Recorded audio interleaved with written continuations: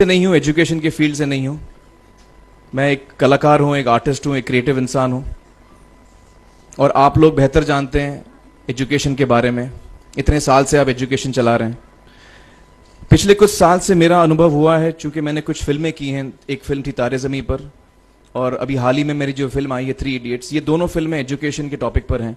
तो लिहाजा मैं इस वजह से मैंने काफ़ी रिसर्च की एजुकेशन के ऊपर, और कुछ चीज़ें मेरे सामने आई हैं और वो चीज़ें मैं आपके सामने रखना चाह रहा हूँ। आज यहाँ पेरेंट्स हैं, एजुकेटर्स हैं, टीचर्स हैं, बच्चे भी हैं। हो सकता है पता नहीं मैं कितना सही बोल रहा हूँ, गलत बोल रहा हूँ, लेकिन मेरे कुछ विचार हैं जो मैं आपके सामने रखना चाहूँगा एजुकेशन से जो जिनका संबंध है। और वो ये कि सबसे पहले तो हर बच्चा खास होता है। ये मैंने डिस्कवर किया अपने रिसर्च में। हर बच्चा खास होता है। हर बच्चे में हमारी तरह, आपकी तरह और हमारी तरह, हर बच्चे में कुछ ना कुछ काबिलियत होती है, कुछ ना कुछ कमजोरी होती है। मुझ में भी कमजोरी है, काबिलियत है। आप में भी कुछ ना कुछ काबिलियत और कमजोरी है, और हर बच्चे में कुछ ना कुछ कमजोरी और काबिलियत होती है। और हमें as parents, as elders, as education system, हमें हर बच्चे की खासियत को पहचानना है, उससे मदद करनी है। उसकी क्या खासियत है, उसका क्या दिल चाहता है, उसे किस चीज में खुशी मिलती है, वो हमें उसको हेल्प करना है कि हम उसको वो ढूंढ सके, और उसमें हमें सपोर्ट करना है। और जो उसकी कमजोरी है उसमें हमें उसको सपोर्ट करना है।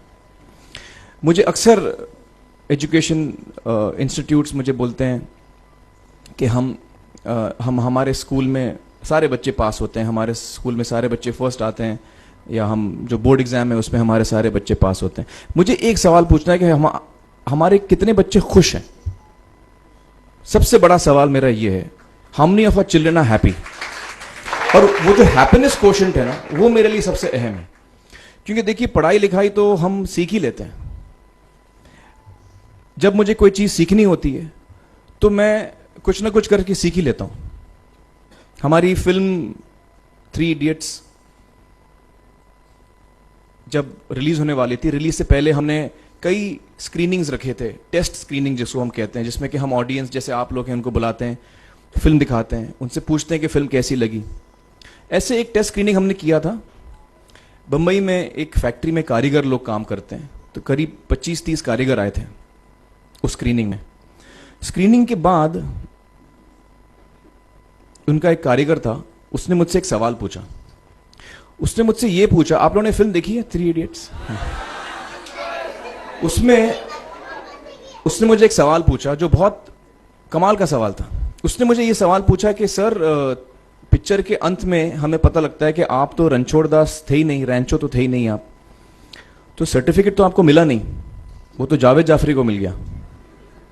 तो आप इतने बड़े साइंटिस्ट कैसे बन गए?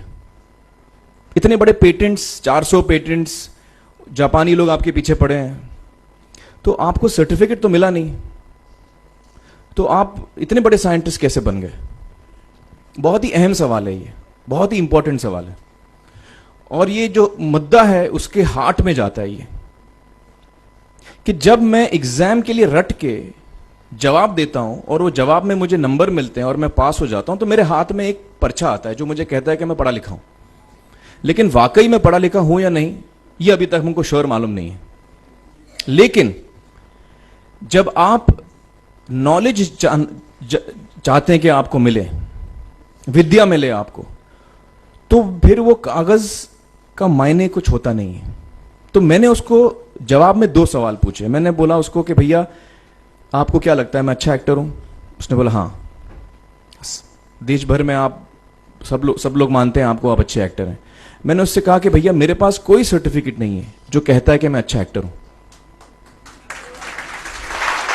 मेरे पास कोई कागज नहीं है जो मुझे बोलता है कि मैं अच्छा एक्टर हूं।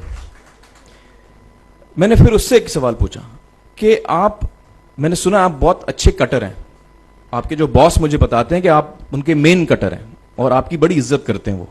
आपके पास कोई पर्चा है, सर्टिफिकेट है जो मुझे बताता है कि आप कटर हो? उसने बोला नहीं सर। तो मैंने बोला आपका जवाब आपको इधर ही मिल गया। Education is beyond marks, education is beyond grades, education is what you learn.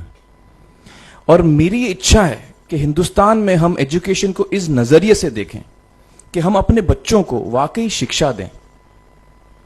और शिक्षा हम खुशी से दें, क्योंकि शिक्षा में सिर्फ ज्ञान नहीं होता, शिक्षा में एक और चीज मिली हुई होती है, वो ये है कि हम अपने बच्चों को डेवलप करते हैं एज ह्यूमन बींग्स।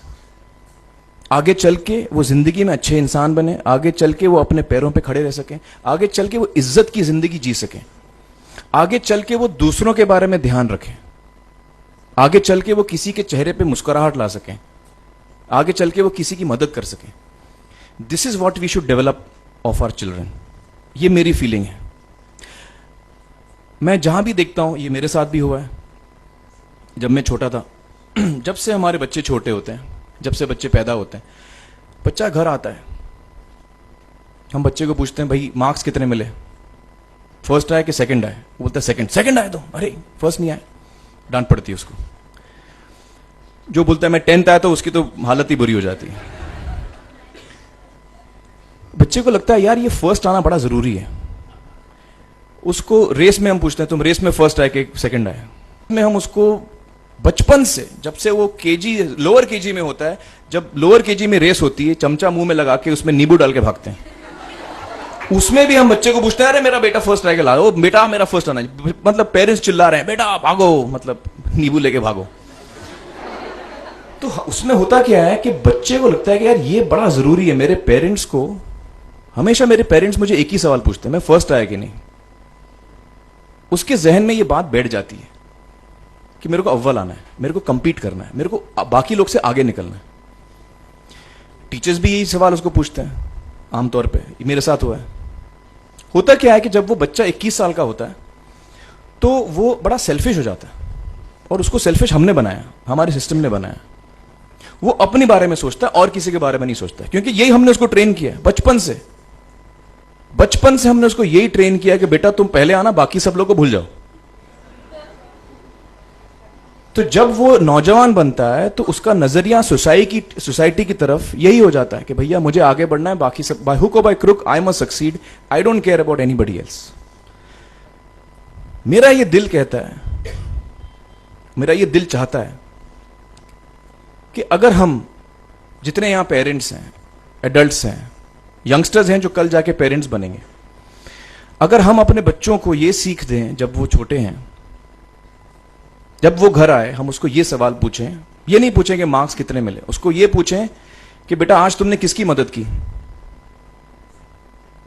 आज तुमने किसके चेहरे पे मुस्कुराहट लाई। अगर हम उसको ये पूछें तो उसको ये लगेगा कि यार जरूरी ये है। मेरे पेरेंट्स मुझे हमेशा ये पूछते हैं, मार्क्स का तो कभी पूछते नहीं, वो मुझसे ये पूछते हैं कि भैया तुमने किसको हेल्प किया आज। तो हेल्प करना लोगों को, लोगों के बारे में सोचना, लोगों के चेहरे पे मुस्कुराहट लाना, ये मेरे पेरेंट्स के लिए बड़ा इंपॉर्टेंट है। साइकोलॉजिकली वो इस चीज के साथ बड़ा होगा।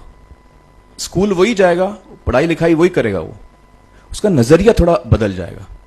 जब वो बच्चा नौजवान बनेगा, 21 साल का होगा, और सारे बच्चे उस उम्र के जब 21 साल के होंगे, हमारी सोसाइटी चेंज हो जाएगी।